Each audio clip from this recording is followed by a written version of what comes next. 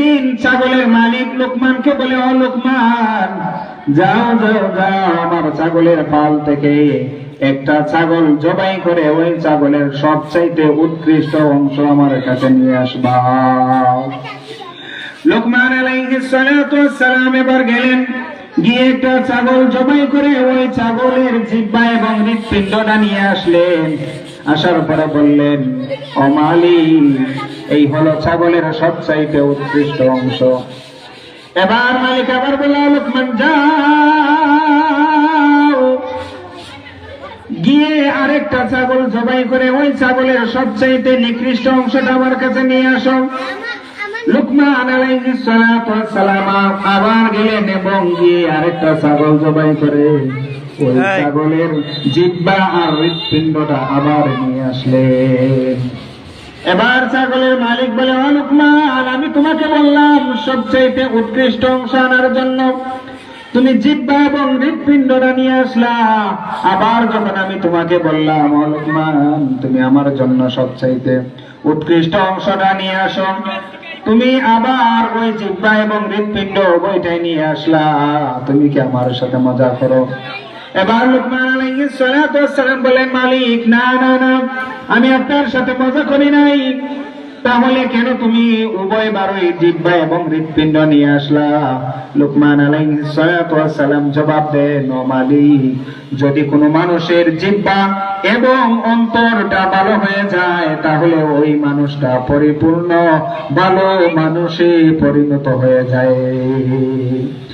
আর যদি কোনো মানুষের জিহ্বা এবং হৃৎপিণ্ডটা নিকৃষ্ট হয়ে যায়, খারাপ হয়ে যায়, তাহলে ওই মানুষটার ভালো মানুষ থাকে না, ওই মানুষটা সবচাইতে নিকৃষ্ট মানুষে পরিণত হয়ে যায়।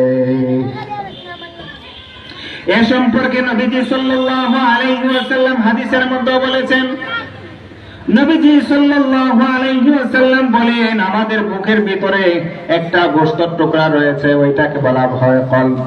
ইযা সালাহাত সালাহাল জাসাদু কুল্লুহু ওয়া ইযা ফাসাদাত ফাসাদাতিল জাসাদু কুল্লুহু।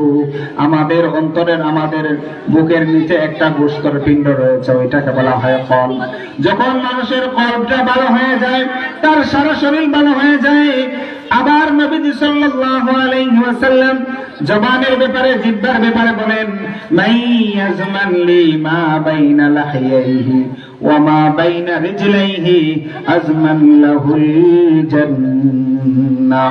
বুখারীর হাদিস, নবীজি বলেন, যদি কোনো মানুষ দুই চোয়ালের মধ্যবর্তী জিহ্বা এবং দুই উরুর মধ্যবর্তী লজ্জাস্থানের জিম্মাদারি, দুই স্থানের জিম্মাদারি যদি, দুই স্থানের পবিত্রতার জিম্মাদারি যদি আমি নবীজিকে দিতে পারে, আমি নবীজি ওই ব্যক্তির জন্য জান্নাতের জিম্মাদারি নিয়ে নেই।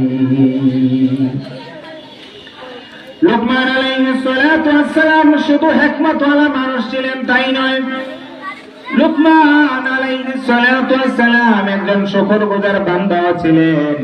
এজন্য আল্লাহ পাক রব্বুল আলামিন এখানে শুকরিয়ার কথা বলেছেন, ওয়া মান ইয়াশকুর ফাইন্নামা ইয়াশকুরু লিনাফসিহি।